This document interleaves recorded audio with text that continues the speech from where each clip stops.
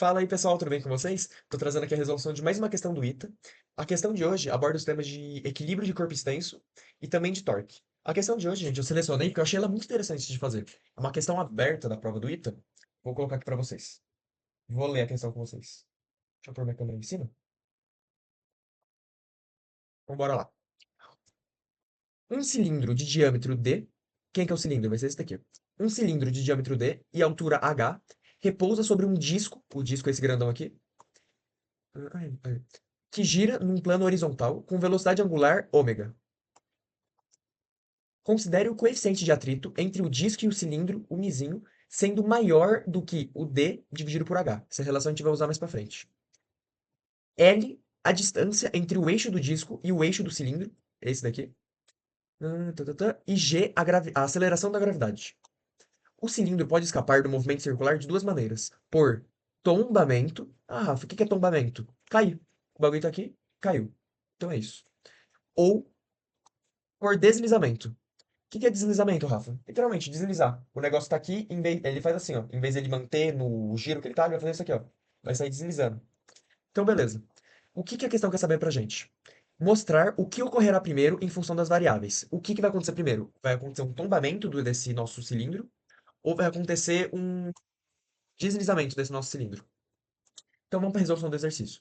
Antes, pessoal, eu queria enunciar uma coisinha pra vocês que a gente vai usar nesse exercício. Como que é o nome? É, algum referencial de Einstein para coisa na inerciais. Esqueci o nome. Vou colocar aqui na edição. Enfim, o que esse teorema vai dizer pra gente? O que vai dizer isso daqui, pessoal? Que a aceleração em um corpo, no referencial do corpo, a aceleração que ele sente sobre ele, ele vai sentir como se fosse um campo gravitacional de mesmo módulo, mas de sentido oposto. O que você falou aí, Rafael? Que eu não entendi nada que você disse. Então, eu vou fazer aqui pra vocês um exemplo, pessoal. Pensa assim, ó, vocês estão dentro de uma caixa, lá em cima, sei lá, 500 metros de altura. Caixa totalmente fechada. Aí você tá parado, tem alguma coisa te segurando lá em cima. Aí chega lá, alguém vai lá e corta a coisa que tava te segurando. Você vai começar a cair. Só que você não tem nada, não tem uma janela no cômodo. Você não vai só cair e você vai sentir que você tá caindo. Você vai sentir que você tá em gravidade zero, que você tá voando, flutuando. O que vai acontecer com o carinha? Ele vai estar tipo numa gravidade zero. Então, assumimos que o quê? Ele tá sofrendo uma puxão da gravidade para baixo, uma aceleração. Então, quando a gente for pensar no referencial do corpo, ele vai sentir uma força de mesmo módulo, porém sentido oposto. Quando a gente for tratar do referencial daquele ponto. Porque no referencial do menino aqui, ó, esse daqui, ele tá somente em gravidade zero. Então tem alguma coisa anulando a força da gravidade. Então é isso. Então a gente vai tratar uma aceleração sendo uma força no sentido oposto, sendo um campo gravitacional no sentido oposto. Beleza. Então vamos começar. No referencial do cilindro, como ocorreria o caso do tombamento? Então, beleza. Estamos aqui com o nosso cilindro. Quais vão ser as forças que vão estar sendo efetuadas nele? Vamos colocar aqui o centro de massa. O centro de massa do nosso cilindro vai estar bem na metade. Então vai ser o D sobre 2 aqui, e aqui o H sobre 2. Beleza. Centro de massa está bem aqui. No nosso centro de massa vai ter quem? A gravidade, que vai ser, quer dizer, a força gravitacional aqui, a força-peso. Então vai ser mg. Beleza. Porém, lembra que eu falei aqui em cima? Vamos analisar o que está acontecendo aqui com o nosso desenho, com o nosso exercício, com o nosso problema. O cilindro está aqui rodando a uma velocidade ômega, uma velocidade angular ômega. Então, ele está sentindo aqui, ó. Ele está fazendo essa rotação.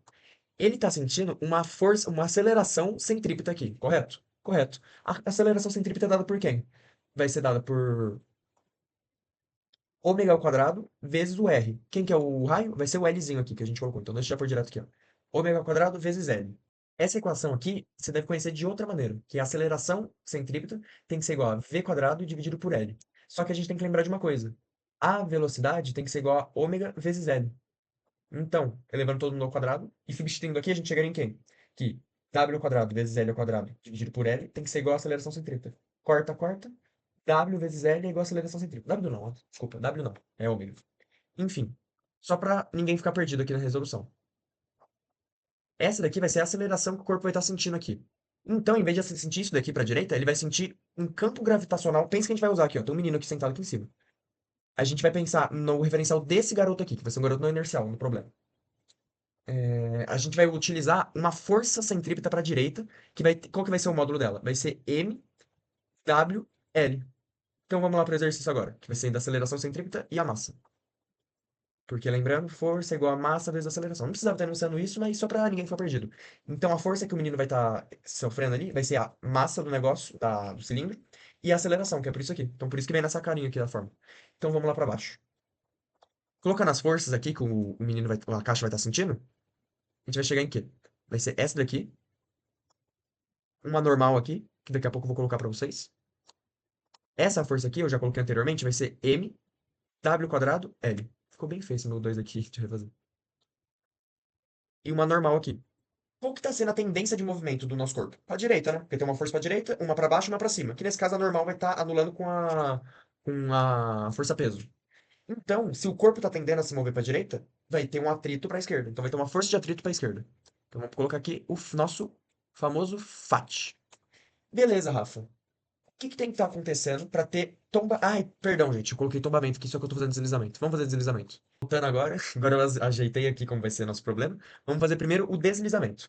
O que que tem que acontecer com o deslizamento? A força de atrito nunca vai fazer o negócio se mexer para o lado. Então, para ocorrer um deslizamento, isso daqui tem que ser maior. Então, a força para a direita vai ter que ser maior que a força para a esquerda. Então, o MWL tem que ser maior do que o FAT para ocorrer um deslizamento. E quem que é o FAT? O FAT é simples, é normal, é a força normal vezes o mizinho. Vai ser o coeficiente de atrito estático máximo, né? Deixa eu colocar aqui, ó. Max, porque ele está na iminência de se mover. Beleza. Então, agora fazendo os cálculos, M ômega L tem que ser maior que. Normal é quem? Se ela anula com isso aqui, o normal é MG. MG, mizinho. Corta isso. A gente chega que o ômega tem que ser igual a mizinho vezes gravidade sobre L. Então, o ômega tem que ser maior do que a raiz disso daqui. Então, beleza, chegamos em quem que tem que ser nossa velocidade angular para ocorrer um deslizamento. Então, o que a gente vai fazer agora, Rafa? Ver qual que tem que ser a velocidade angular para o tombamento, para a gente comparar qual que tem que ser maior e a gente descobre o que que aconteceria primeiro. Então, vamos lá. Indo agora para o tombamento, aqui com o desenho feito, então, pessoal, vamos lá para o tombamento. O que que vai acontecer? A gente vai tomar referencial o quê? Vamos chamar esse ponto aqui de A. Esse ponto A vai ser aonde ele vai tombar. Ele vai estar apoiado só nesse partezinho aqui e vai começar a tombar. Então, beleza. Vamos calcular os torques nesse pedaço.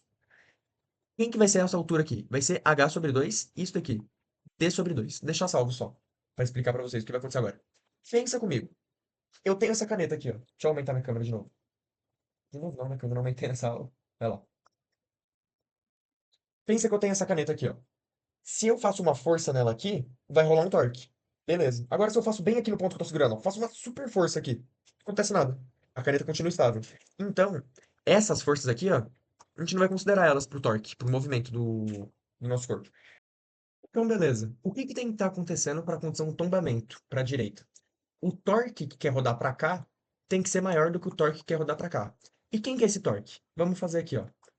A massa vezes o ômega vezes L, vezes a distância, que nesse caso vai ser D dividido por 2, não, H dividido por 2, vezes H dividido por 2, tem que ser maior do que mg, que vai ser o peso aqui, vezes a distância, que vai ser o D sobre 2, até o ponto A. Essa distância dele aqui até o ponto A. Vezes D dividido por 2. Efetuando os cálculos, então, tiro 2 de ambos os lados, tiro a massa de ambos os lados, chegamos que ômega quadrado tem que ser maior do que G dividido por L vezes D dividido por H.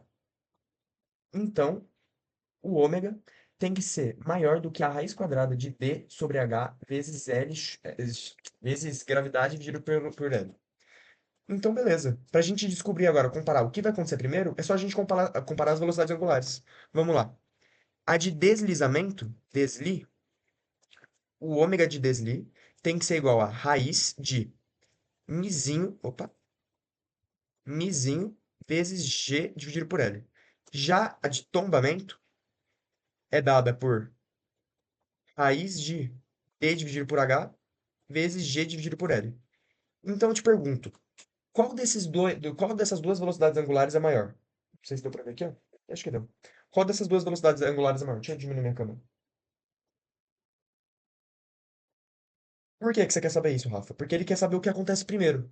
Então, o que tiver a menor velocidade angular vai ser o que vai acontecer primeiro. Pensa que a gente solta do zero. Tá parado o negócio, ele começa a rodar. Sei lá como fala. Enfim, ele começa a rodar devagar até ficar na velocidade máxima dele. O que que vai acontecer primeiro vai ser o que tiver a menor velocidade angular. Só que vocês podem perceber, ó, esses dois aqui são iguais. Então, a única coisa que vai estar importando pra gente descobrir vai ser o mizinho e D sobre H. Aí você me olha e pergunta, Rafa, como que eu vou saber qual desses é maior? Ele deu aqui no enunciado, ó. O mizinho é maior do que D dividido por H. Ou seja, se o mizinho é maior do que D dividido por H, a gente chega que a velocidade angular de tombamento, de deslizamento, tem que ser maior do que a velocidade angular de tombamento.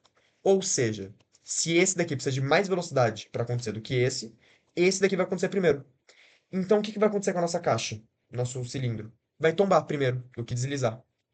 Então, é assim que eu terminei o exercício com o de hoje, pessoal. Obrigado por ter assistido e até a próxima aula. Valeu!